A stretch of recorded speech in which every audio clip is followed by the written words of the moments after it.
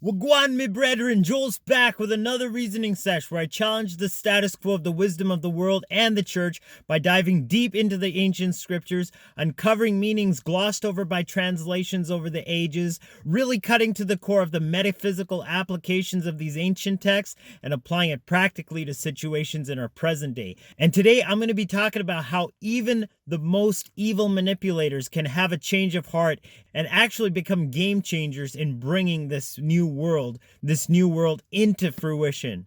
Come now and let us reason together. Come now, we can talk it over. But before I begin, I gotta say, if you like these videos, give it a thumbs up, smash that subscribe button, because we are really accelerating through a threshold and the old is being shed just so that a new world can sprout forth in its wake. But with that being said, I'm just going to jump right into the text today.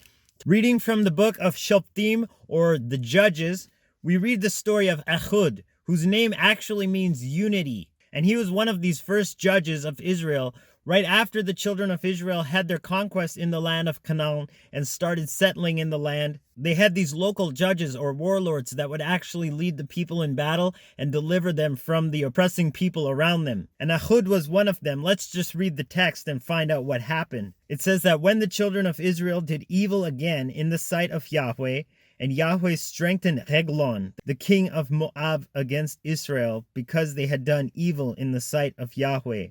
And he gathered unto them the children of Ammon and Amalek, and went and smote Israel, and possessed the city of palm trees. So the children of Israel served Eglon, the king of Moab, 18 years. But when the children of Israel cried unto Yahweh, Yahweh raised them up a deliverer, Ehud the son of Gera, a Benjamite, a man left-handed. Now, Benjamin literally means son of my right hand, but this guy's a lefty. So there's a bit of irony there, and we'll get to that in a bit. Because by him the children of Israel sent a present unto Eglon, the king of Moab. But Ehud made a dagger which had 2 edges of a cubit length. A cubit is 18 inches, literally from the tip of your finger to the elbow. And he did gird it under his raiment upon his right thigh. Now all this left and right stuff will come into play in a bit here. And he brought the present unto Eglon, king of Moab, and Eglon was a very fat man. And when he had made an end to offer the present, he sent away the people that bare the present. But he himself turned again from the quarries that were by Gilgal, and said, I have a secret errand unto you, O king. Who said, Keep silence. And all that stood by him went out from him. And Ehud came unto him, and he was sitting in a summer parlor, which he had for himself alone. And Ehud said, I have a message from Elohim unto you. And he arose out of his seat. And Ehud put forth his left hand, and took the dagger from his right thigh, and thrust it into his belly. And the haft also went in after the blade, and the fat closed upon the blade, so that he could not draw the dagger out of his belly, and the dirt came out. Now that word dirt is a hapax legomenon, literally meaning that it only appears once in the text, but in Hebrew it's the word parshadona, which literally derives from the word to straddle, inferring, his nether regions. I think you can figure out what it's trying to say. But it goes on to say that after that, Ehud went forth through the porch and shut the doors of the parlor upon him and locked them. When he was gone out, his servants came, and when they saw that, behold, the doors of the parlor were locked, they said, Surely he covers his feet in his summer chamber, meaning he's out back taking a dump or something. And they tarried till they were ashamed. And behold, he opened not the doors of the parlor. Therefore they took a key and opened them. And behold, their lord was fallen down dead on the earth. And Ehud escaped while they tarried, and passed beyond the quarries, and escaped unto Seirat. And it came to pass, when he was come, that he blew a trumpet in the mountain of Ephraim, and the children of Israel went down with him from the mount, and he before them. And he said unto them, Follow after me, for Yahweh has delivered your enemies, the Moabites, into your hand. And they went down after him, and took the fords of Jordan towards Moab, and suffered not a man to pass over. And they slew of Moab at that time about 10,000 men, all lusty and all men of valor, and there escaped not a man. So Moab was subdued that day under the hand of Israel, and the land had rest 80 years.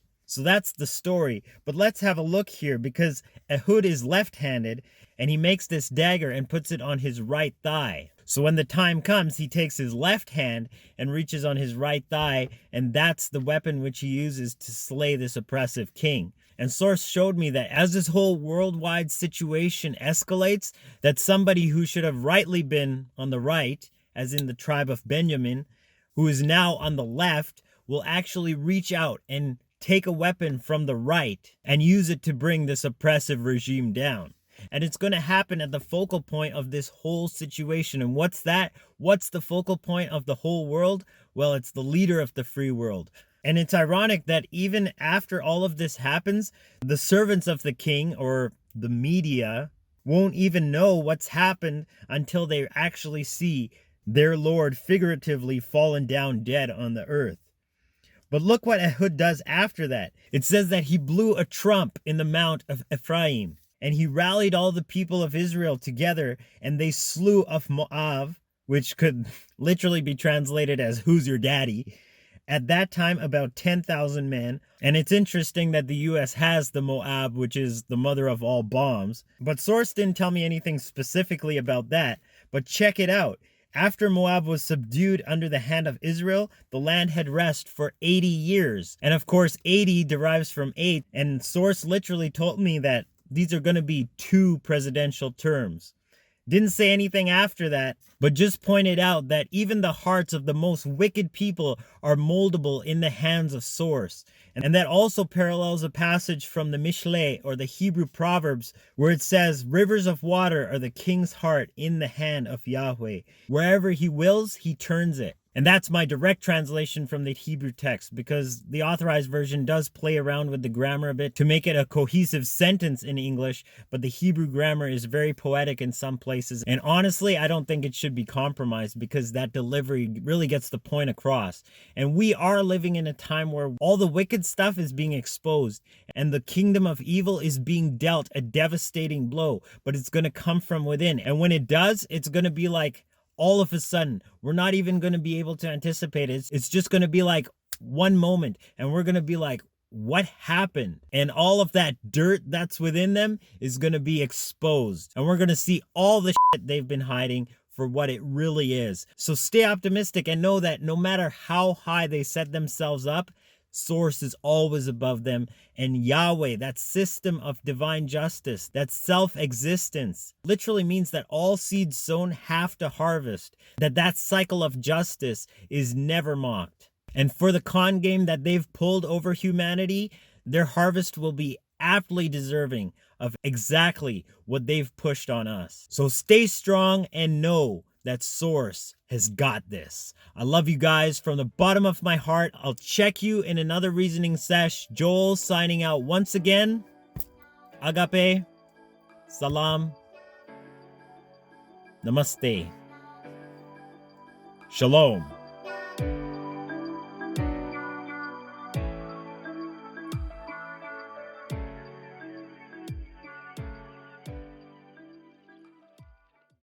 And source showed me that as this whole worldwide situation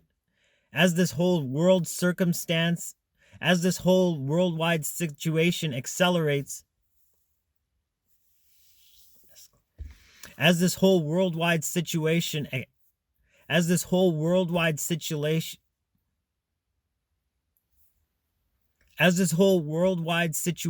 escalates,